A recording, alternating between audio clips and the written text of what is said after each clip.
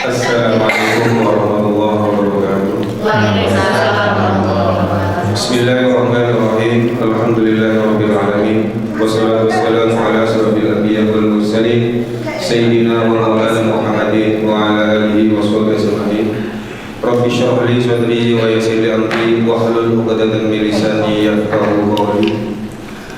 Bapak, Ibu Kepala Sekolah, Ibu Nur Azizah yang kami hormati, Bapak Ibu Guru, calon guru penggerak Angkatan keempat Kabupaten Bangkalan yang berada di SMK 1 Kuanyar yang kami hormati, Bapak Ibu Guru yang sudah berkenan hadir di ruangan ini yang kami hormati, puji syukur alhamdulillah pada siang hari ini kita dapat berkumpul di ruangan ini dalam rangka pengimbasan calon guru penggerak. Istilahnya ilmu yang didapat oleh calon guru penggerak, masih calon ini sudah disuruh menularkan ilmunya. Gimana kalau sudah lulus? Masya Allah, biasa harapan kita. Jadi kita nanti akan tahu bagaimana sih guru penggerak itu. Setelah itu kita bisa ikut melaksanakan, dan tahun depan kalau ada lagi kita sudah tahu caranya. Namun sebelum acara ini kita mulai, mari kita berdoa bersama-sama kepada Allah Subhanahu wa taala dengan membaca surat Al-Fatihah, dengan harapan acara yang kita laksanakan pada siang hari ini mendapatkan manfaat berkah untuk calon guru penggerak dan untuk kita semua guru-guru SMP 1 Kuanyar dan untuk siswa kita semua. Ilahi wa likulli niyatin shalihah. Al-Fatihah. A'udzu billahi minasyaitonir rajim. Bismillahirrahmanirrahim. Alhamdulillahirabbil alamin arrahmanir rahim maliki yaumiddin. Iyyaka na'budu wa iyyaka nasta'in. Ihdinas siratal mustaqim. Shiratal ladzina an'amta 'alaihim ghairil maghdubi 'alaihim waladdallin. Amin. Selanjutnya acara yang kedua yaitu sambutan dari Ibu Kepala Sekolah. Kepada yang terhormat Ibu Nur Azizah SPD MPD, kami persilakan. Bismillahirrahmanirrahim. Alhamdulillahirabbil alamin. La haula wala quwwata illa billahil aliyyil azim. Allahumma shalli ala sayyidina Muhammad wa ala ali sayyidina Muhammad. Yang saya hormati Bapak Ibu calon guru penggerak Angkatan 4 Kabupaten Bangkalan di SMK Negeri 1 Kuanyar. Yang saya hormati pula Bapak Ibu guru peserta workshop pada kegiatan pada pagi hari ini. Syukur alhamdulillah kami panjatkan kehadirat Allah Subhanahu wa taala karena kita bisa berkumpul pada acara ini dalam keadaan sehat walafiat tanpa kurang satu apapun. Semuanya berkat rahmat, taufik serta hidayah dari Allah Subhanahu wa taala. Yang kedua, sholawat serta salam mudah-mudahan kita curahkan pada junjungan kita Nabi besar Muhammad SAW. Bapak Ibu yang saya hormati, kegiatan pada pagi hari ini merupakan kegiatan yang sangat bagus sekali. Artinya teman-teman calon guru penggerak mulai 3 bulan kemarin sudah mengikuti beberapa pembelajaran terkait dengan guru penggerak. Pada Desember tahun 2021 kemarin, untuk kurikulum yang baru itu sudah di-launching oleh pihak Kemendikbud yang bernama kurikulum prototip. Semua itu kaitannya adalah dengan kurikulum sekolah penggerak. Ada sekolah penggerak, ada guru penggerak. Nah, pada kegiatan kali ini, teman-teman yang merupakan calon guru penggerak itu akan mengadakan kegiatan sosialisasi atau lebih kerennya ini adalah praktek baik dari apa yang sudah dilaksanakan atau sudah dipelajari dan sudah dipraktekkan oleh teman-teman kita calon guru penggerak. Mungkin saya sedikit mengulas terkait dengan kurikulum sekolah penggerak, karena ini ada rangkaian satu kesatuan yang tidak terpisahkan. Ada sekolah penggerak, ada guru penggerak, ada kurikulum penggerak. Kalau tahun 2021 kemarin, sekolah yang menyandang untuk SMK, sekolah yang menyandang status SMK PK secara otomatis menjadi sekolah penggerak. dan secara otomatis pula harus menjalankan kurikulum untuk sekolah penggerak. Kalau kemarin namanya bukan kurikulum prototip, belum bernama seperti itu kurikulum satuan pendidikan namanya. Nah, setelah dilaunching Desember kemarin, namanya berubah lagi. Dan tahun depan, di tahun ajaran baru, sekolah diberi kebebasan untuk memilih kurikulum. Jadi nanti tahun ajaran baru tahun 2022 kita diberi kebebasan sekolah untuk menggunakan kurikulum apa. Boleh menggunakan kurikulum K13 yang direvisi, boleh menggunakan kurikulum yang baru atau kurikulum prototip tersebut. Nah, hanya intinya pada kurikulum tersebut mungkin sama dengan guru-guru GP, di situ kita memberikan ruang yang lebih terhadap anak-anak untuk berkreasi dan berinovasi. Kita tidak boleh memperlakukan anak seperti robot. Didiklah anak-anak tersebut pada masanya. Jangan dibawa ke masa kita, karena masanya anak-anak dengan masa kita beda. Jadi intinya pada kurikulum yang baru itu kita mendidik anak-anak, didiklah pada masanya, memberi ruang yang lebih pada anak-anak untuk berkreasi dan berinovasi, dan juga pembelajaran tersebut harus menyenangkan. Ya, bagaimana pembelajaran yang menyenangkan? Jadi sekolah ini nanti pada akhirnya menjadi tempat kedua bagi anak-anak setelah rumah. Artinya anak-anak itu rindu hadir ke sekolah, rindu bertemu dengan bapak ibu. Kalau segala apa yang kita pelajari terkait dengan guru penggerak atau sekolah penggerak tersebut berhasil. Kalau sekarang anak-anak kan cenderung berlari dari kita. Ya kan, mau tidak mau saat pembelajaran banyak anak yang bolos, apalagi pembelajaran yang tidak menyenangkan. Nah, untuk kedepannya tidak ada lagi seperti itu. Permasalahan yang di rumah, misalkan di rumah ruwet dan lain sebagainya, tinggalkan saja, kita bismillah berangkat ke sekolah, kita berbagi. Senyum itu juga berbagi kan, ya kan? Assalamualaikum anak-anak, sambil kita tampakkan senyum kita. Nah, anak-anak juga akan berbagi kepada kita, dia akan juga menyambut salam kita dengan senyuman juga. Itu hal yang kecil. Banyak, saya tadi sempat sharing dengan teman-teman calon guru penggerak, banyak contohnya ya berbagi salam, berbagi senyum, seperti itu. Ya, saya sampaikan kepada bapak-bapak sekalian. Nah, pada intinya kegiatan pada siang hari ini, bapak ibu yang ada di sini ingin berbagi juga. Berbagi apa? Ya, selain berbagi senyum kan ya, karena bapak-bapak sudah tersenyum mulai tadi ya. Nah, bapak-bapak dan ibu-ibu juga berbagi tentang budaya yang positif, mungkin salah satunya tentang pengetahuan apa yang sudah mereka pelajari, mereka praktekkan melalui program CGP yang sudah dilaksanakan sekitar 3 bulan atau 4 bulan yang lalu.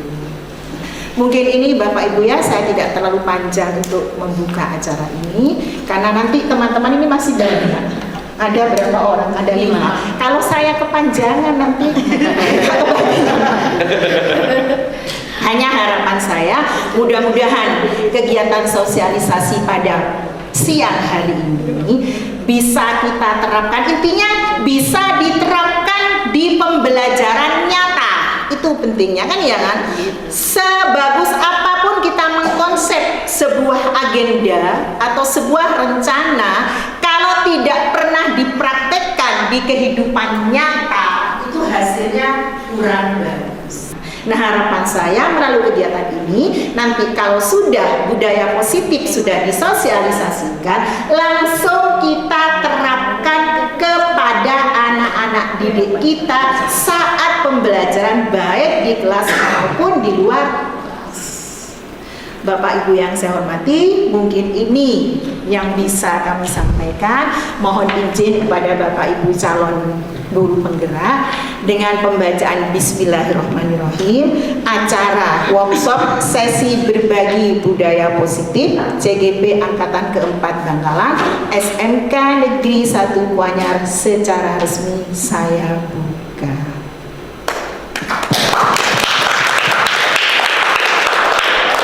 Wabillahi taufiq wal hidayah. Wassalamualaikum warahmatullahi taala wabarakatuh. Waalaikumsalam warahmatullahi wabarakatuh. Terima kasih. Assalamualaikum warahmatullahi wabarakatuh. Ibu Kepala SMK Negeri 1 Kuanyar yang saya hormati, Bapak Ibu calon guru penggerak yang saya hormati, Bapak Ibu guru SMK Negeri 1 Kuanyar yang saya hormati. Mohon izin, saya kebetulan mendapatkan materi yang pertama yang akan diulas di sini. Tapi saya awali, mohon maaf, Bapak Ibu, di sini kita namanya sesi berbagi. Kebetulan mungkin kami yang di calon guru penggerak ini menerima materi ini terlebih dahulu, dan insya Allah kita akan sharing di sini.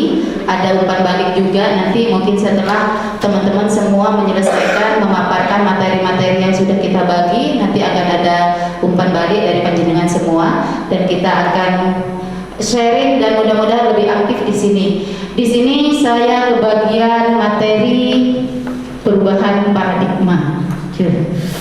Agak deg-degan saya karena saya sendiri sampai detik ini, mohon maaf Ibu, saya belum bisa merubah paradigma saya, tapi kita usaha bersama-sama. Mudah-mudahan setelah ini, setelah kita tahu perubahan paradigma itu seperti apa.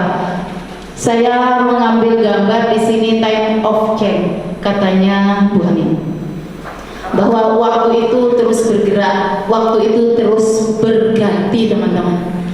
Dan saya suka banget dengan proses berubahnya kupu-kupu, karena di sini kupu-kupu ini menjadi dari ular untuk menjadi kupu-kupu itu sangat sulit, harus bertapa segala macam dari kupu-kupu, dari kepopong untuk menjadi kupu-kupu ini tidak ada satupun yang boleh membantu. Ada sebuah kisah dari kupu-kupu ini, teman-teman, bahwa ada seorang anak melihat kepompong yang bergerak-gerak, kemudian karena nggak tega, dia tahu di dalamnya ada kupu-kupu yang mau terbang, katanya digunting. Tapi setelah digunting, apa yang terjadi? Kupu-kupunya nggak bisa bergerak, karena ternyata Allah membuat kepompong, kemudian kupu-kupu itu dibiarkan bergerak sendiri untuk menguatkan sayap-sayapnya. Tapi ternyata kalau sudah ada yang bantu mengeluarkan kupu-kupu tanpa alamiah, ternyata tidak bisa. Mudah-mudahan kita bisa jadi kupu-kupu yang indah setelah ini, setelah sesi berbagi ini. Dan berikutnya saya melihat di sini, saya ingin mengutip kembali pemikiran Ki Hajar Dewantara. Beliau terkenal dengan Ingarso Suntulodo Inmadio Mangun Karso Tuturi Handayani. Filosofi pemikiran Ki Hajar Dewantara ini seperti ini, teman-teman, bahwa pendidikan itu menuntut, bukan menuntut. Artinya kita harus menuntut segala kekuatan kodrat yang ada pada anaknya. Seperti yang tadi Ibu bilang, bahwa zamannya anak berbeda dengan zaman kita. Kita berbeda, keinginan kita pun berbeda dengan zaman anak. Kita harus memulai paradigma yang seperti itu dulu. Harus berpikir bahwa kita mendidik bukan menuntut. Tidak bisa menuntut anak seperti apa yang kita mau, tapi kita harus menuntut ke arah sesuai dengan kodratnya, agar mereka sebagai manusia dan sebagai anggota masyarakat dapat mencapai keselamatan dan kebahagiaan yang setinggi-tingginya. Dan di sini saya tulis besar-besar karena keinginan Ki Hajar Dewantara dan mungkin keinginan kita semua akhirnya, memang pembelajaran itu harus berpusat pada siswa.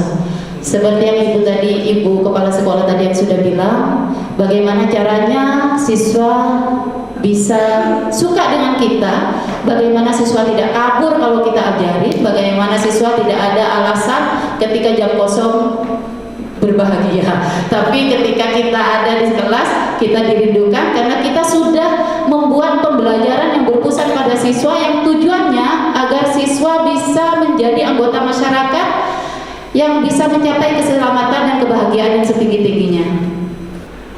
Kita memulai dari sini dulu. Kita genggam tangan kita, seakan-akan di dalam tangan kita ini ada sesuatu yang sangat berharga yang kita miliki untuk hidup kita, dan di depan mata kita ada dua penawaran. Apa kita mau buka dengan segala rayuan, bujukan dan segala macamnya, atau kita pertahankan dengan sekuat tenaga karena barang ini adalah barang yang sangat berharga untuk kita. Gitu ya. Oke, lanjut. Nah, kalau kita sudah tahu seperti itu, teman-teman, sama halnya kita ketika ada di sekolah. Sekolah perlu menyediakan lingkungan yang positif, aman dan nyaman agar murid-murid mampu berpikir, bertindak dan mencipta dengan merdeka, mandiri dan bertanggung jawab. Jadi sekolah kita, bagaimana caranya kita membuat sekolah ini menjadi lingkungan yang positif sehingga anak-anak merasa aman dan nyaman di sini. Mereka bisa berkarya sesuai dengan zamannya, karena zaman kita dengan zaman anak-anak berbeda, agar mereka mampu mencapai kemerdekaan dan kemandirian, tapi mereka tetap bertanggung jawab. Murid merasa betah di sekolah berlama-lama, seperti yang Ibu Kepala Sekolah tadi bilang. Bagaimana caranya murid-murid kita merindukan sekolah kita? Mereka sudah tidak mereka akan pulang ke rumah, tapi ketika nyampe di rumah mereka merindukan kapan ingin kembali ke tempat kita. Dan salah satu strateginya teman-teman untuk membuat sekolah kita ini berlingkungan yang positif adalah kita perlu pertama-tama kita perlu meninjau ulang bentuk disiplin yang dijalankan di sekolah kita. Itu yang saya dapatkan dari CGP untuk membuat lingkungan yang positif, aman dan nyaman untuk siswa-siswa kita. Yang pertama kali kita harus lakukan adalah meninjau kembali bentuk disiplin yang telah kita jalankan di sekolah ini. Ketika kita berpikiran bahwa seorang guru harus mengontrol murid, bahwa kita dengan sekuat tenaga bagaimana caranya murid ini mengikuti apa mau kita. Dan ini yang sebenarnya kurang disetujui. Karena efeknya nanti jika kita memposisikan bahwa guru mengontrol murid, jika murid tersebut menolak untuk kita kontrol, maka kita akan lepas dari kontrol kita tentang murid. Kalau kita menekankan bahwa guru harus mengontrol murid, ini disebut miskonsepsi. Terus ada juga ilusi bahwa secara penguatan positif, efektif dan bermanfaat. Maksudnya begini, yang dimaksud dengan penguatan positif itu efektif dan bermanfaat. Ini penguatan positif itu mengarah kepada bujukan. Ternyata sering saya nih, terutama mungkin yang harus berubah, kita sering anak-anak jika melakukan kesalahan harus membujuk dengan bentuk-bentuk kontrol dan segala usaha untuk mempengaruhi murid agar murid tersebut mengulang seperti yang kita mau. Dan ini ternyata ada efek negatifnya teman-teman. Efek negatifnya apa? Jika siswa tersebut kita arahkan seperti itu, maka siswa tersebut akan terus tergantung kepada kita. Yang berdampak jika mereka mempunyai ide, mereka tidak percaya diri. Ujung-ujungnya, Bu, ini kalau gini gimana? Bu, ini kalau ini gimana? Kalau kita menggunakan kontrol bahwa semua penguatan positif, efektif dan bermanfaat. Ini juga sering saya lakukan. Ilusi bahwa kritik dan membuat orang merasa bersalah dapat menguatkan karakter. Mohon maaf, saya juga sering ini ketika melaksanakan pembinaan kepada siswa, kamu lupa nak bahwa kamu di rumah ada orang tua yang sibuk bekerja hanya untuk membuat kamu sekolah. Itu kan kita menginginkan anak ini menyadari, maksud kita kan seperti itu. Kita ingin anak itu sadar bahwa oh ada orang tua kita. Tapi ternyata ada efek negatif juga yang akan mereka alami. Apa yang terjadi? Mereka akan merasa rendah diri. Mereka merasa, oh iya ya, saya salah, saya banyak membuat orang repot karena saya membuat orang banyak bekerja keras hanya untuk saya. Hal-hal seperti itu harus kita hindari. Itu menurut Dr. William Glasser seperti itu. Paradigma seperti ini yang harus kita rubah. Jangan membuat anak merasa bersalah, karena efeknya mereka akan menurunkan rasa percaya diri mereka. Mereka merasa negatif, mereka merasa membuat dia tidak percaya diri dan lain sebagainya. Ada stimulus respon tentang dunia yang sering banget kita lakukan. Yang pertama, Stimulus kok respon kita pada dunia ini adalah bahwa realitanya kebutuhan kita sama. Kita menganggap kebutuhan kita sama. Kita butuh bernafas, kita butuh hidup, kita butuh berteman, kita butuh sama. Tapi di situ ada teori kontrol yang menyatakan bahwa kebutuhan kita berbeda. Lagi-lagi kita mengarah kepada murid kita. Kebutuhan seorang guru itu berbeda dengan kebutuhan murid. Karena apa? Beda zaman, beda pengetahuan juga. Kalau zaman saya dulu tidak ada telepon, tidak ada HP, adanya telepon. Zaman kita dulu tidak bisa main TikTok. Sekarang anak-anak main TikTok. Makanya kita harus melihat itu secara objektif, bahwa realitanya kebutuhan kita ini, kebutuhan kita berbeda. Kebutuhan kita berbeda yang harus kita pahami. Nah, yang kedua, semua orang melihat yang sama. Itu stimulus respon yang ada pada diri kita. Kita melihat semua orang itu melihat yang sama. Tapi yakin harus berubah. Teori kontrol kita adalah setiap orang memiliki gambaran berbeda. Saya melihat Pak Hilman ini ganteng karena saya melihat dari depan. Tapi melihat dari sisi lain, sisi samping pun akan berbeda cara melihatnya. Mungkin ada istilah kalau kita sering ini yang terkenal, kisah gajah, orang buta melihat gajah. Yang satu bilang gajah itu panjang karena dia melihat belalainya. Dari angle-angle tertentu kita bisa melihat hal yang berbeda. Makanya kita harus memasukkan teori kontrol kita bahwa setiap orang memiliki gambaran yang berbeda tentang apapun. Artinya semua kegiatan yang dilakukan itu pasti punya tujuan. Semua perilaku memiliki tujuan, termasuk pada siswa-siswa kita. Siswa kita memiliki, ketika mereka mengalami kesalahan, itu tidak boleh kita langsung ngejudge. Oh, ini melakukan ini salah, kamu salah. Ini yang perlu kita rubah, teman-teman. Bahwa semua perilaku memiliki ketujuan. Nanti akan berkembang dengan materi-materi teman-teman yang selanjutnya. Nah, ini lagi yang sering saya lakukan. Orang lain bisa mengontrol saya, ternyata nggak bisa. Hanya Anda yang bisa mengontrol diri Anda. Hanya Anda yang bisa mengontrol Anda. Ini, saya bisa mengontrol orang lain, ternyata tidak. Anda tidak bisa mengontrol orang lain. Seperti yang tadi saya ini kan. Saya selalu bilang ke teman-teman yang jomblo, jangan pernah menikah jangan pernah menikah dengan orang yang sampean cintai.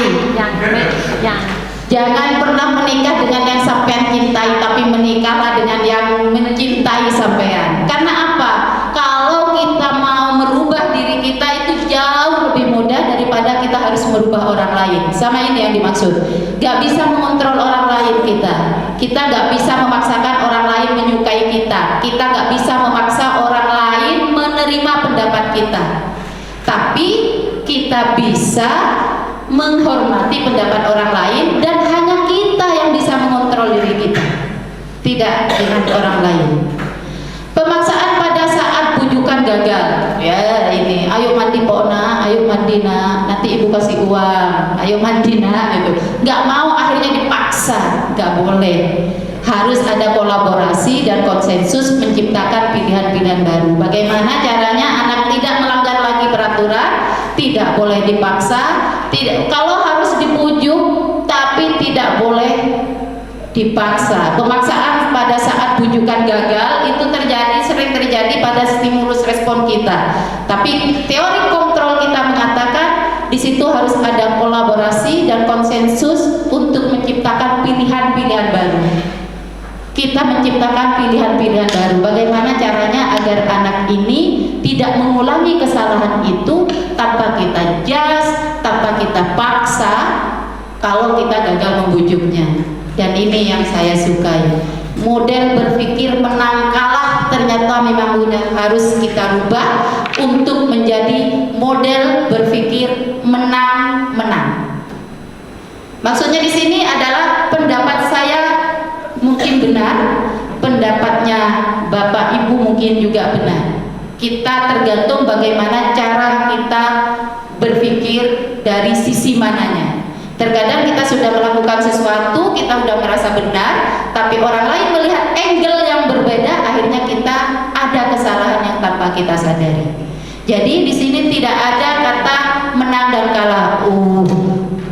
Ya cok, kamu nak ya, kalau nggak ikut apa kata ibu, nanti akan seperti itu. Itu masih menang dan kalah. Tapi kalau kita sudah membebaskan mereka berpikir, tapi tetap terkontrol, karena kita di sini menuntun, tidak dengan menuntut. Jadi sekali lagi, paradigma berpikir kita harus mulai sedikit demi sedikit. Mari kita berubah. Insya Allah kita berubah dari diri kita sendiri dulu, baru dari lingkungan. Thank you, terima kasih. Itu yang bisa saya sampaikan. Kurang lebihnya mohon maaf. Bila taufiq wal hidayah. Assalamualaikum warahmatullahi wabarakatuh. Waalaikumsalam. Konsep disiplin positif dan motivasi melanjutkan yang pertama tadi rekan saya Bu Hotim tentang perubahan paradigma. Di konsep disiplin positif dan motivasi ini, yang pertama tujuannya adalah agar kita bisa memahami konsep disiplin positif yang dihubungkan dengan teori motivasi perilaku manusia. Tujuan yang kedua adalah kita bisa memahami konsep teori motivasi manusia dihubungkan dengan konsep motivasi internal dan eksternal. Kemudian yang ketiga, kita bisa bersikap reflektif, kritis, kreatif, dan terbuka dalam menganalisis motivasi yang dimiliki oleh kami selaku calon guru penggerak di Angkatan 4 Bakaran ini. Kita kembali lagi kepada konsep disiplin, bahwa disiplin ini yang dalam kehidupan kita sehari-hari adalah sesuatu yang dilakukan seseorang pada orang lain untuk mendapatkan kepatuhan.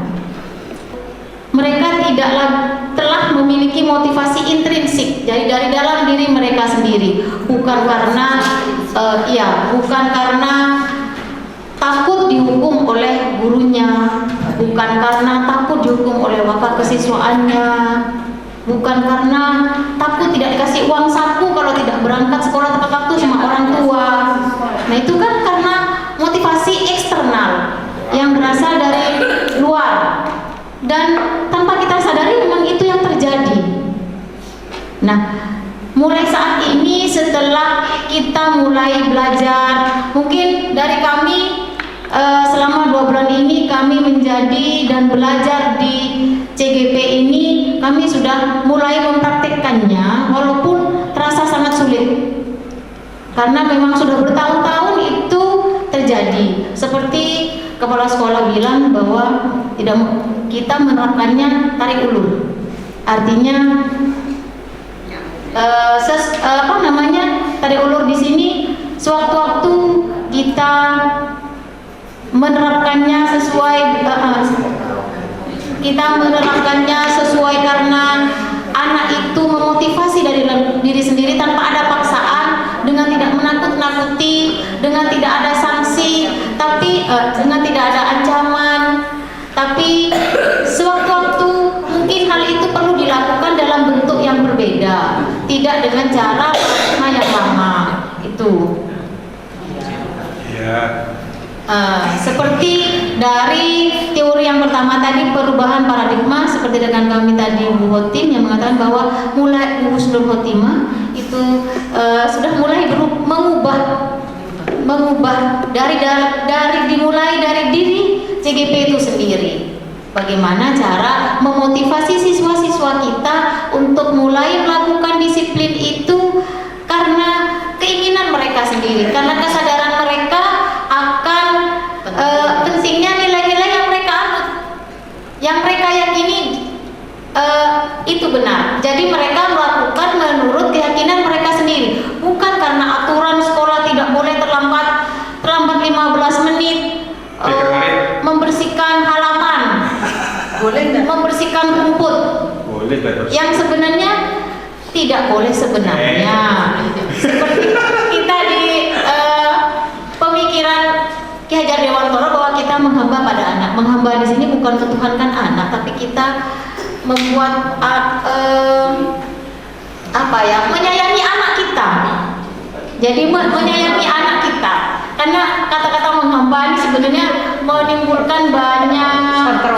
kontroversi. Artinya mengapa di sini berpihak pada anak, berpihak kepada anak. Jadi memang didasarkan kepada pengalaman beliau sendiri, perlakuan Ki Hajar Dewantara terhadap putrinya. Beliau mengatakan bahwa selamanya dia akan membahagiakan putrinya, gitu loh. Jadi memang perlakuan beliau yang diturunkan saat ini di pendidikan calon guru penggerak ini. Ya kayak anaknya 1, bukannya 7.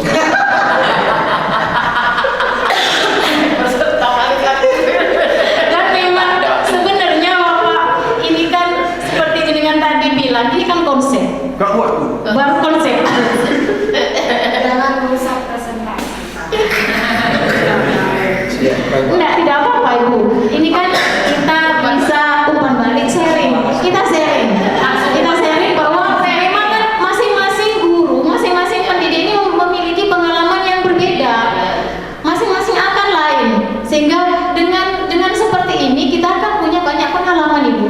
Jadi berdasarkan dari pengalaman selaku guru PAI, belum lagi nanti dari BK, dari wakil kesiswaan ini memiliki wakahumas, dari Kapolrinya juga ini memiliki pengalaman yang berbeda-beda. Makanya ini konsep yang akan diterapkan, akan mulai diterapkan sebenarnya sangat bagus. Karena setelah mempelajari konsep ini memang seperti Pak Mujahid tadi bilang bahwa kok kita selama ini berarti salah gitu. Disiplin positif ini ada teori motivasi perilaku manusia. Di sini ada 3 teori menurut Diane Gessen dalam bukunya Restructuring School Discipline, bahwa yang pertama itu adalah motivasi untuk menghindari ketidaknyamanan atau hukuman. Ini merupakan motivasi terendah karena di sini dihadapkan pada seseorang melakukan motivasi eksternal itu karena untuk menghindari hukuman atau ketidaknyamanan. Jadi dia disiplin karena menghindari ketidaknyamanan seperti hukuman atau sanksi ya. Jadi ini merupakan motivasi terendah. Berikutnya naik 1 tingkat di atasnya adalah untuk mendapatkan imbalan atau penghargaan. Jadi sama-sama merupakan motivasi eksternal, tapi di sini dia melakukan disiplin karena ingin mendapatkan pujian, karena ingin mendapatkan penghargaan dari orang lain. Jadi tidak murni dari dalam diri siswa itu sendiri. Motivasi yang ketiga yaitu untuk menghargai diri sendiri, menjadi insan sesuai dengan harapannya. Jadi di sini untuk menjadi orang yang mereka inginkan dan menghargai diri sendiri dengan nilai-nilai yang mereka percaya. Nah, motivasi yang ketiga ini adalah motivasi internal,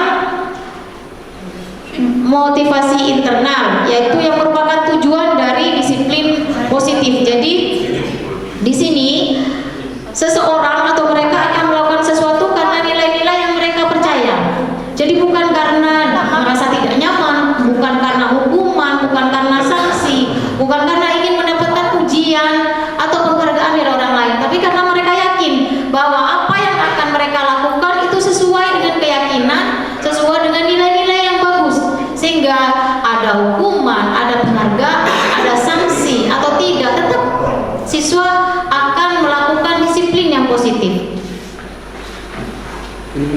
Sehingga kesimpulannya di disiplin positif ini adalah tujuannya adalah untuk menanamkan motivasi yang ketiga, yaitu motivasi internal,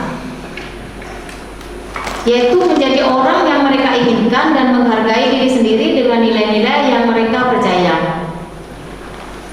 Itu saja dari konsep disiplin positif dan motivasi perilaku manusia. Berikutnya akan dilanjutkan dengan teman kami pada konsep berikutnya. Terima kasih. Assalamualaikum warahmatullahi wabarakatuh.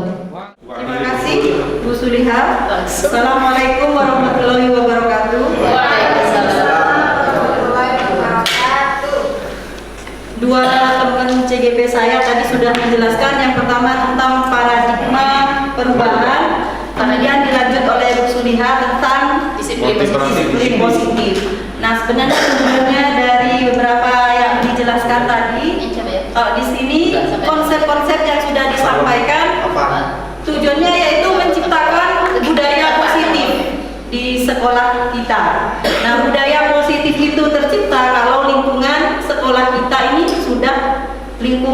yang positif. Jadi tujuan kita melakukan kedisiplinan itulah yang disebut dengan keyakinan. Nah, tujuannya apa kita menerapkan keyakinan pada siswa kita? Yang pertama, sebagai fondasi atau tujuan sebuah sekolah, kita mulai dari kelas yang akan menjadi landasan dalam memecahkan konflik atau permasalahan dalam sebuah sekolah atau kelas. Tujuannya yang kedua yaitu proses pembentukan dari peraturan-peraturan yang nantinya akan beralih kepada keyakinan kelas. Kemudian yang ketiga, dapat berpikir kritis, kreatif, reflektif, dan terbuka dalam menggali nilai-nilai keyakinan pada lingkungan mereka masing-masing. Mereka siapa? Mereka siswa. Jadi siswa itu bisa mengembalikan apa yang mereka lakukan terhadap dirinya sendiri. Misalnya kalau datang terlambat, risikonya apa? Bisa saja ketinggalan pelajaran. Bukan karena takut disuruh ngarep seperti itu. Maka yang ditumbuhkan keyakinannya atau motivasi intrinsiknya sesuai dengan teori disiplin tadi. Kemudian mengapa harus keyakinan kelas, kok tidak peraturan saja?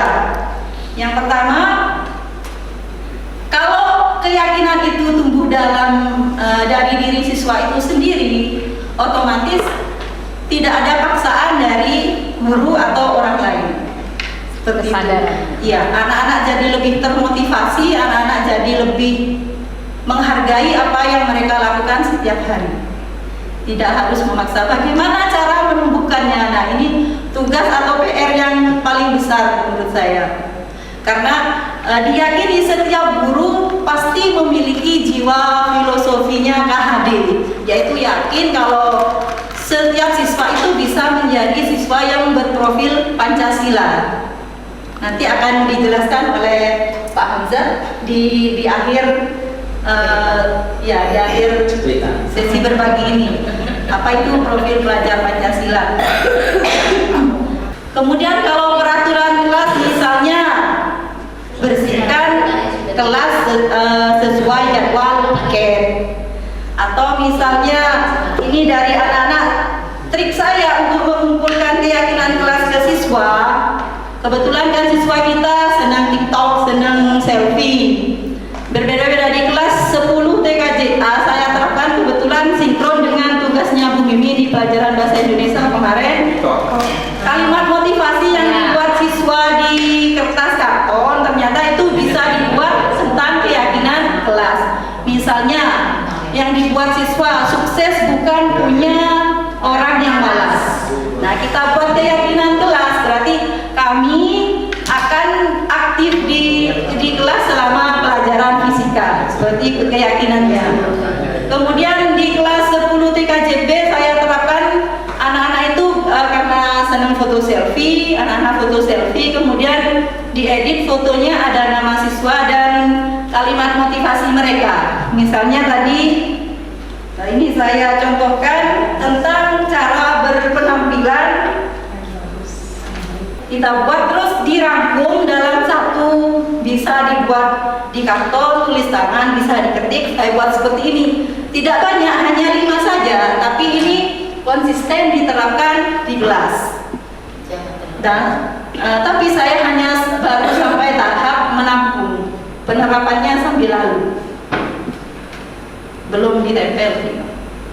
Hanya bagaimana keyakinan kelas kita kemarin dikembalikan ke apa yang diberikan oleh siswa. Iya. Jadi anak-anak bisa introspeksi dengan apa yang mereka buat sendiri. Mungkin itu salah satu untuk menuju ke budaya positif hingga lingkungan sekolah kita akan menjadi lingkungan yang positif. Demikian pemaparan saya tentang keyakinan kelas. Saya akhiri, terima kasih. Wassalamualaikum warahmatullahi wabarakatuh. Bismillahirrahmanirrahim. Assalamualaikum warahmatullahi wabarakatuh. Yang pertama, kebutuhan cinta dan kasih sayang.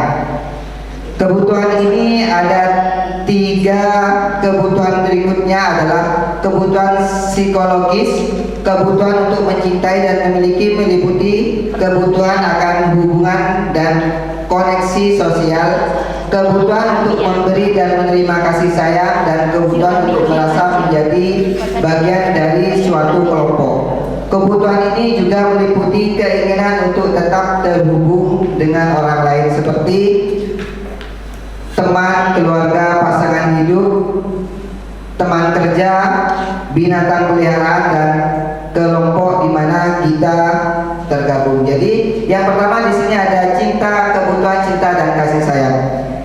Dari contoh Roni yang mengambil makanan dari temannya, berarti itu Roni di sana sedang memerlukan kebutuhan.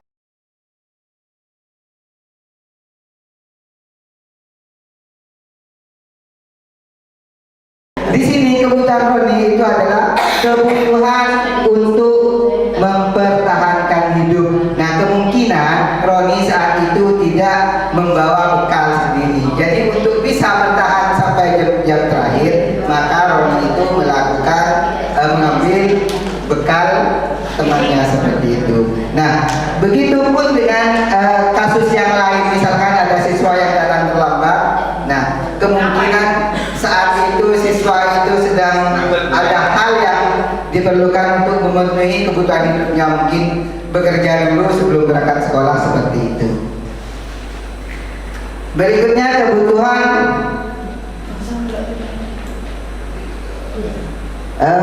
bertahan hidup. Kebutuhan bertahan hidup adalah kebutuhan yang bersifat fisiologis untuk bertahan hidup, misalnya kesehatan, rumah, dan makanan. Komponen psikologis pada kebutuhan ini meliputi kebutuhan akan perasaan aman. Ya, jadi seperti yang tadi, kebutuhan untuk bertahan hidup. Jadi di saat Roni itu mengambil makanan temannya, jadi kebutuhan untuk mempertahankan hidupnya agar bisa belajar di sekolah sampai jam terakhir. Kebutuhan kesenangan ini kalau kita kaitkan dengan kasusnya Roni tadi itu, ketika mengambil makanan temannya, jadi di saat itu Roni sedang senang, merasa senang dengan cara dia misalkan mengambil makanan temannya, akhirnya temannya itu ada yang ketawa dan sebagainya, itu merasa senang. Atau hanya sebatas hanya guyonan seperti itu karena merasa senang, mungkin temannya juga dirinya merasa senang dengan hal seperti itu. Oke, itu saja yang bisa saya sampaikan. Kurang lebihnya saya mohon maaf. Wabillahi taufiq wal hidayah. Assalamualaikum warahmatullahi wabarakatuh. Assalamualaikum warahmatullahi wabarakatuh. Terima kasih atas waktunya. Saya hanya melanjutkan, ada dua materi yang harus saya sampaikan, dan ini adalah materi yang ada kaitannya. Yang pertama adalah 5 posisi kontrol, yang kedua adalah restitusi. Apa itu 5 posisi kontrol dan restitusi? Nah, intinya di sini dari 5 posisi kontrol ini, posisi gagal, yang kita sebut dengan identitas gagal, apabila kita melakukan posisi kontrol sebagai penghukum dan pembuat siswa merasa bersalah. Kaitan dengan dunia berkualitas, dia akan meletakkan guru tidak ada di dia, di memorinya dia tidak ada. Kenapa? Karena guru adalah sebagai penghukum. Guru murid akan berkata begini, biarkan saja, nanti juga marah-marah lagi. Kalau guru sebagai penghukum, maka siswa akan berkata seperti itu. Dampaknya apa? Kesalahan akan terjadi berulang-ulang. Kalau kita ada di posisi ini, sebenarnya memang benar. Kenapa kita ada di guru penggerak ini, kita merasa gagal jadi guru. Maka kita ada di identitas gagal sebenarnya. Karena saya pun pernah melakukan hal seperti ini. Akhirnya apa? Dampaknya siswa mengulangi kesalahan demi kesalahan lagi. Yang kedua, kaitannya dengan dunia, murid meletakkan guru sebagai orang yang sangat penting di dunia berkualitas. berkualitasnya dia, karena dia sebagai temannya dia care sama dia gitu. Dan murid berkata, saya pikir bapak atau ibu ini teman saya, ternyata begitu. Ini bagus, ini bagus. Nanti ada lebih bagus, semakin menggunakan posisi kontrol kita semakin bagus. Tapi dampaknya kalau sebagai teman, anak ini akan menjadi lemah. Makanya saya pernah bilang di rapat atau di apapun, jangan memposisikan kita sebagai teman. Kenapa? Anak gak akan mandiri, dia akan lemah dan selalu bergantung kepada bapak ibu semuanya. Yang ketiga, sebagai pemantau. Guru kita hanya bisa menghitung dan mengukur. Misalnya, guru berkata, apa peraturannya? Harusnya kamu kan begini-begini. Nah, hasilnya apa? Dia akan menyesuaikan diri dengan guru apabila dia diawasi. Karena pemantau itu sama dengan pengawas. Ya, kalau diawasin anaknya bajunya rapi semuanya. Tapi kalau nggak diawasin, lost.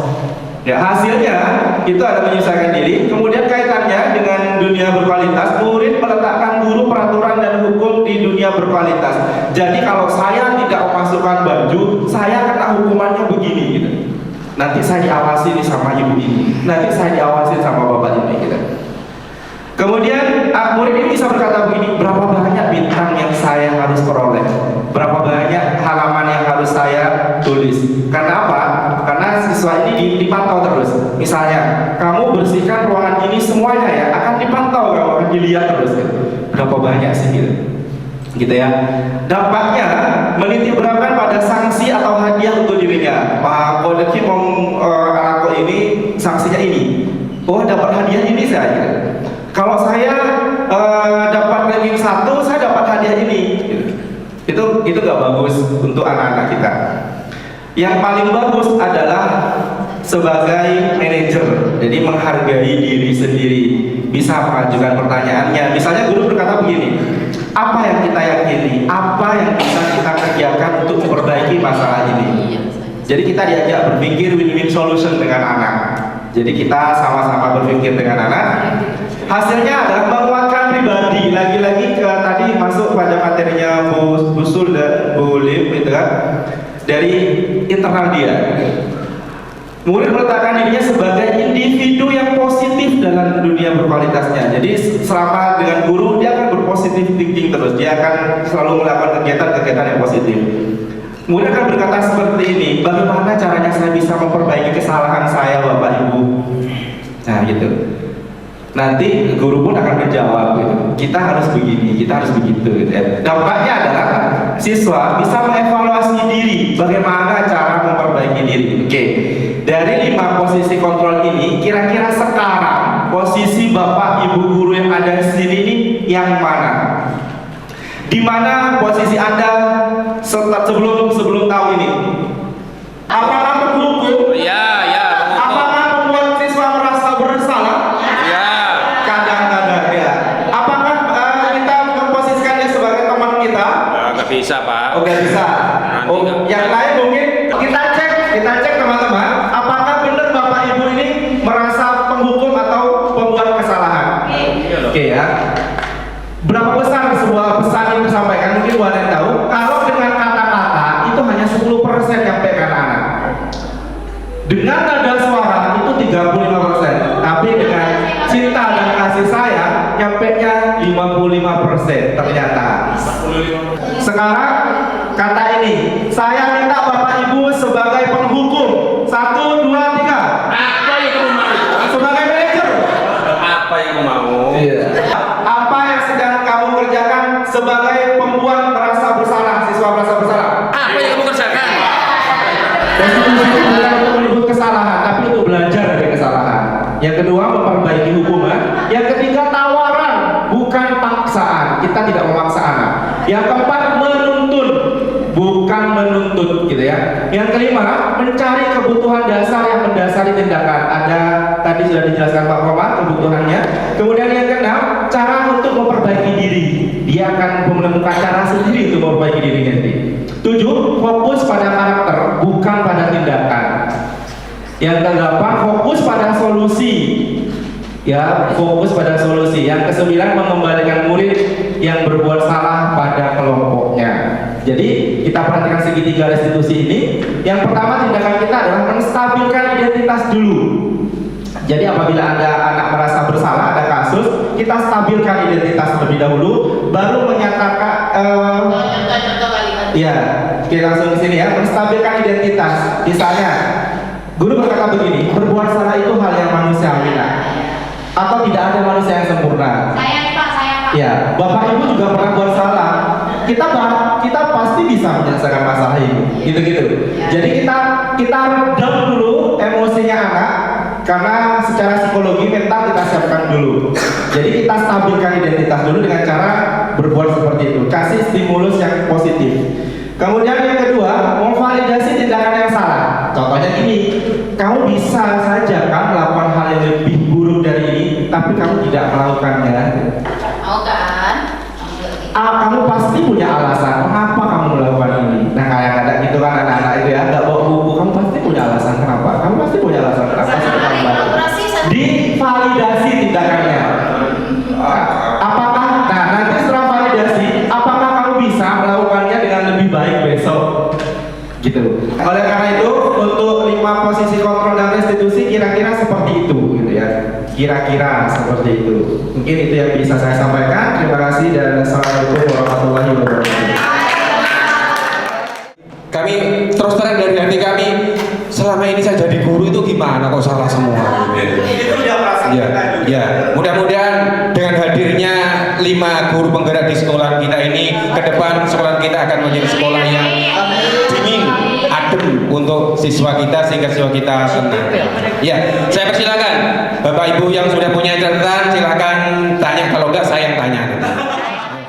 Di situ dari Bu Sur menjelaskan disiplin itu harus tumbuh dari hati sendiri atau internal. Sedangkan di sini pertanyaan saya sebenarnya disiplin itu sifat apa sikap? Karena banyak dari kita ngasih tahu memotivasi ini itu dan lain sebagainya, tapi belum masuk ke anak tersebut. Mungkin nanti masuk ke materi selanjutnya. Itu pertanyaan. Terima kasih. Disiplin ini merupakan sikap atau sifat. Menurut saya pribadi, kami mungkin teman-teman CGP, disiplin ini merupakan sikap yang nantinya akan mengarah kepada pembentukan karakter. Kan arti sebenarnya dari disiplin, kata disiplin artinya belajar. Belajar berarti kan bukan merupakan sifat, tapi sikap. Karena kalau sifat dia watak seseorang. Ketika watak ini memang sulit dibentuk, tapi ketika belajar ini bisa ditumbuhkan. Bisa ditumbuhkan dari lingkungan dimanapun dia berada, di rumah, di sekolah, di masyarakat. Lebih baik dari diri sendiri. Lingkungan alam. Jadi menurut saya ini memang sikap, jadi bukan sifat. Ini ditambahkan dari teman kami. Ya, terima kasih Bu Ana. Ini juga akan menjadi PR besar untuk kita. Memang disiplin ini adalah momok yang paling harus kita pikirkan bersama, apalagi disiplin yang sudah kita terapkan di sekolah kita. Banyak hal yang kita tadi paparkan, ini juga untuk evaluasi apa efektif apa tidak. Nah, disiplin kalau ditanyakan sikap atau sifat, ya jelas sikap. Karena apa? Disiplin ini banyak faktor yang mempengaruhi, kata Bu Sul tadi, dari lingkungan. Tapi alangkah baiknya kalau disiplin ini bisa dipengaruhi oleh dari diri sendiri, kayak tadi dari internal gitu. Kayak saya ingat lagi ketika Ustaz Somad memberikan ceramahnya tentang sholat subuh. Di Islam itu kita sholat itu dipaksa loh. Kalau kita mau menyadari, karena kalau tidak bisa berdiri harus duduk sampai akhirnya hanya hati kita. Nah, dari paksaan akan menjadi kebiasaan, dari kebiasaan akan menjadi karakter. Sama halnya dengan disiplin seperti itu. Disiplin ini awalnya memang kurang menyenangkan mungkin, tapi kita bagaimana membentuk lewat program JGP ini, membentuk disiplin ini yang bisa menyenangkan. Makanya muncullah keyakinan kelas yang disiplin itu memulai dari anak sendiri. Kita seperti yang tadi diceritakan oleh Bu Lim, keyakinan kelas itu bukan kita yang tetapi siswa yang kita arahkan untuk membuat keyakinan kelas, dan syaratnya keyakinan kelas itu yang global, yang bisa dibuat, yang bisa dilakukan oleh siswa itu sendiri. Mungkin seperti itu. Terima kasih. Jadi gini Bapak Ibu yang kami hormati, intinya dari tujuan dari guru penggerak itu kan nggak ada paksaan, nggak ada paksaan. Pertanyaan saya, bagaimana dengan sampean saya nanti mengaplikasikan di sekolah kita? Karena terus terang kita itu harus didorong, ya. Kalau hanya diobrak-obrak aja enggak. Ya, bagaimana cara menyiapkan mempraktekkan apa yang kita pelajari ini terhadap siswa kita, yang mana mereka itu kalau hanya dilihat aja nggak bisa, diajak itu nggak bisa, harus dipaksa. Katut bahasanya tidak boleh menuntut, harus menuntun. Lah, orang dituntun itu kan orang yang bisa jalan. Kalau dia sempor ya nggak bisa dituntun, tapi tendang itu ya. Pertanyaan saya, bagaimana mengaplikasikan ke sekolah kita, sementara siswa kita memang sudah nggak bisa jalan itu, gitu. Anggap aja sudah sempor semua gitu. Terima kasih. Monggo. Ya, terima kasih. Lanjut semua ya. Ya. Semua jawab ya. Ya, semua jawab. Semua Ya. jawab. Itu dia yang menjadi pertanyaan kita selama ini, Pak. Bagaimana cara mengimplementasikan, cara mengaplikasikannya. Kita materi kita itu sebenarnya mulai dari pertama kita dari filosofi Ki Hajar Dewantara, kemudian menjadi pelajar Pancasila, kemudian nilai-nilai guru penggerak, kemudian ada Bagja dan sebagainya, sampai kita ke budaya positif. Sebenarnya kita sudah melakukan beberapa aksi nyata, Pak, yang sudah kita terapkan. Intinya dalam guru penggerak ini pasti langkah pertama yang dilakukan atau kita mengisi LMS adalah mulai dari diri. Nah, mulai dari diri ini yang kita akan terapkan di sekolah kita adalah mulai dari diri. Dan alhamdulillah setelah saya aplikasikan budaya positif, mulai dari manajerial kebutuhan, kemudian motivasi dan disiplin, kemudian pembuatan komitmen dan keyakinan kelas, saya bisa melaksanakan setidak-tidaknya saya mematahkan siswa kita yang gempor itu. Siswa kita ini bisa dituntun. Asalkan satu, kita balik lagi ke ini adalah rumahku adalah surgaku. Jadi sekolahku adalah surgaku. Kita bikin suasana kelas yang menyenangkan. Makanya saya juga punya target, Pak. Saya pun juga punya target. Dalam 3 bulan ke depan, saya mulai Desember itu sudah berjanji sama anak-anak, kalau kalian merindukan dengan pelajaran saya, berarti saya sudah bisa menerapkan budaya positif, menerapkan guru penggerak yang sudah saya lakukan. Nah, ini dia yang saya mau ibaskan juga kepada teman-teman di sini. Saya juga ibaskan kepada guru-guru di komunitas saya, karena saya ketua LPMB. Pembelajaran kita tinggalkan pembelajaran zaman kolosal Indian Belanda. Kita tinggalkan pembelajaran yang seperti itu. Kita pembelajaran berpihak pada murid. Kalau kita dulu ingat, kalau misalnya bahkan 13 itu adalah student center learning. Kita siswa itu adalah utamanya buat kita. Jadi kita bukan penceramah, kita bukan sebagai pentransfer ilmu. Kalau itu terjadi, maka anak akan bosan. Seterusnya kita akan membuat anak, coba kamu kerjakan. Dia akan merasa bersalah. Dia nggak tahu tapi disuruh kerjakan. Kita tuntun dia. Tapi memang ada 1, 2, 3 anak yang tidak bisa kita tuntun. Nah, itu beda kita. Tapi makanya kalau kita tidak bisa tuntun, mungkin kasih tanda bintang buat anak. Saya merasa seperti itu. Kenapa? Mungkin dia ada sesuatu yang berbeda dengan teman-teman yang lain. Tetapi kalau kita sudah mulai dari diri, kita bikin komitmen kelas, kita bikin keyakinan kelas, kita jalankan. Dan ingat, komitmen dan keyakinan kelas yang dibuat siswa itu berlaku juga kepada si pembuat keyakinan. Nah, ini juga yang harus dimulai dari diri kelas diri. Nah, kalau semua guru mempunyai komitmen dan keyakinan kelas seperti tadi boleh buka bikin, seperti saya bikin, maka kita akan ingat. Oh ya, mulai intinya gini, Pak. Intinya mulai dari diri implementasinya itu. Itu mungkin dari saya, mungkin dari yang lain. Sebenarnya yang paling penting adalah merubah paradigma kita bahwa nggak lumpuh loh Pak. Anak-anak ini bisa jalan. Anak-anak ini bisa jalan, nggak lumpuh. Tapi kalau paradigma kita berpikir anak-anak ini lumpuh, maka mereka tidak bisa kita ajak dituntun, tidak bisa. Tapi kalau kita berpikir anak-anak ini bisa jalan, oh anak ini bisa jalan, ayo dituntun gitu. Iya, memang merubah paradigma itu merubah mindset. Yang tadi ada stimulus respon, yang ada teori kontrol gitu. Mungkin bisa dibuka nanti Pak Komar. Yang stimulus respon kita bahwa orang lain, orang bisa kita bisa mengontrol orang lain, itu stimulus respon. Artinya stimulus respon itu yang ada dalam benak kita bisa mengontrol orang lain. Ternyata enggak loh teman-teman, enggak loh. Kita nggak bisa mengontrol orang lain loh. Yang bisa kita kontrol adalah diri kita sendiri. Balik lagi tadi saya bilang, kenapa kok saya selalu bilang, mungkin ini sebelum saya masuk CGP pun saya sudah punya pendapat bahwa merubah orang itu sulit banget merubah orang, tapi merubah diri kita sendiri itu sangat mudah.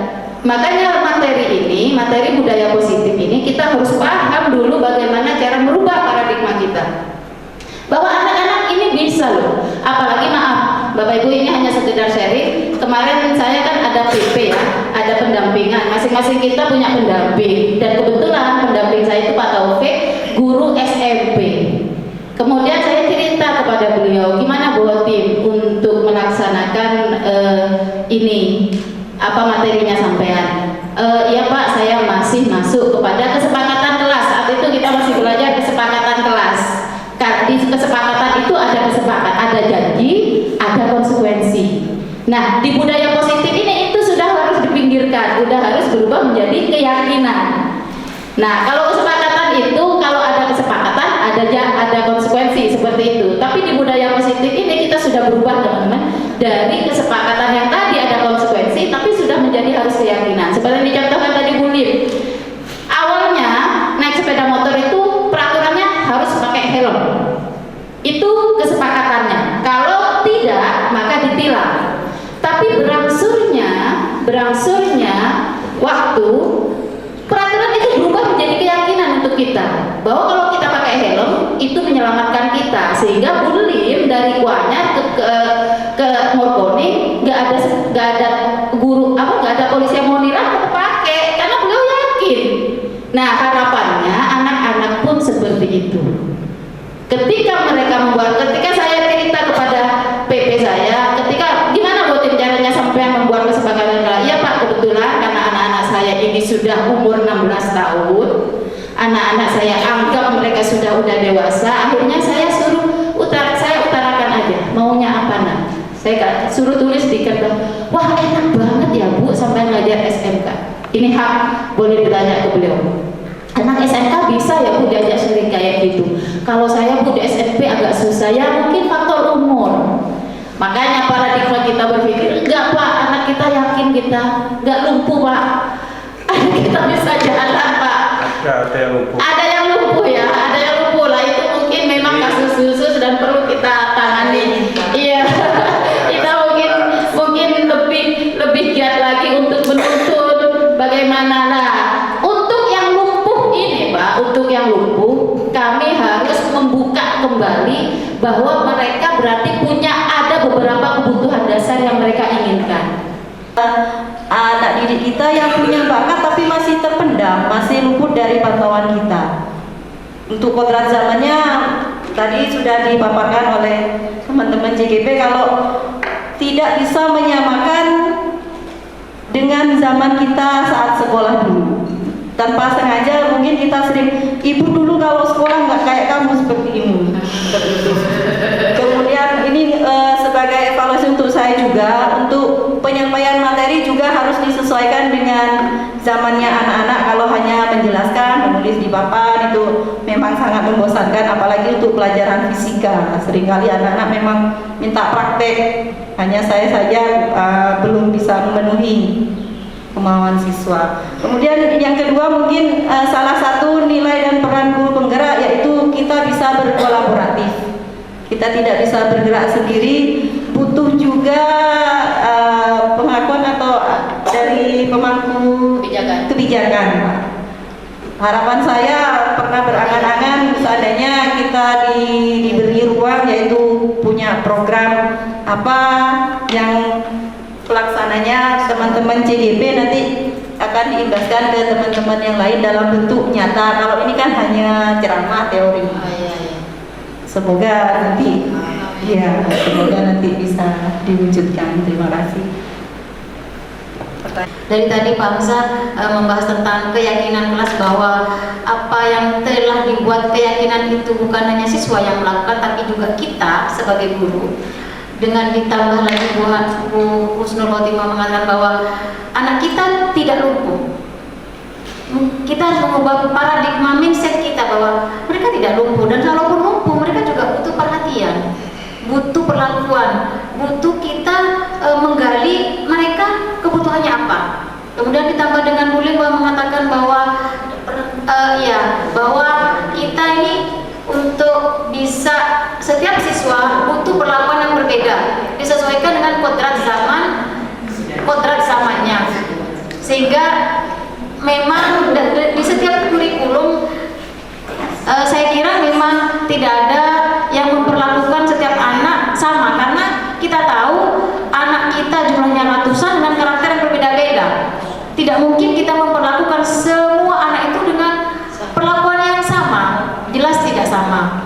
Kemudian tambahan dari saya pribadi bahwa memang seperti yang Mulim bilang, bahwa kita butuh ruang atau program khusus untuk ini untuk dilakukan. Gak mungkin kita melakukannya hanya 5 orang, tapi kita butuh berkolaborasi dengan seluruh teman-teman, di sini, bahwa untuk bisa mensukseskan, untuk bisa kita mengaplikasikan konsep ini dengan benar, kita butuh seluruh dari kita ini melakukannya. Walaupun ini sulit, tapi tetap kita harus memulainya. Pasti akan ada perbedaan antara sudah melakukan dengan belum melakukan apa-apa. Dan seperti di konsep filosofi Ki Hajar Dewantara, bahwa tidak ada siswa bodoh, tidak ada siswa pintar, hanya belum bertemu dengan guru yang tepat. Jadi konsep seperti itu yang selalu kita pegang, sehingga tidak ada yang namanya si A ini menonjol karena pintar sehingga kita memperlakukannya beda, tidak ada. Itu sudah harus mulai kita ubah dari sekarang.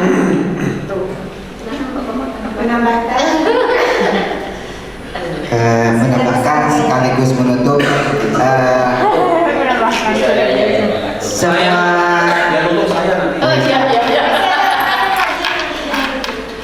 semua. Jadi tadi yang disampaikan oleh rekan kami itu adalah semua usaha yang kami usahakan dalam menuju pembelajaran budaya positif untuk menuju pelajar Pancasila. Selebihnya tidak ada yang namanya usaha yang sia-sia, meskipun semuanya pasti tergantung dari hidayah oleh Allah yang Maha Kuasa.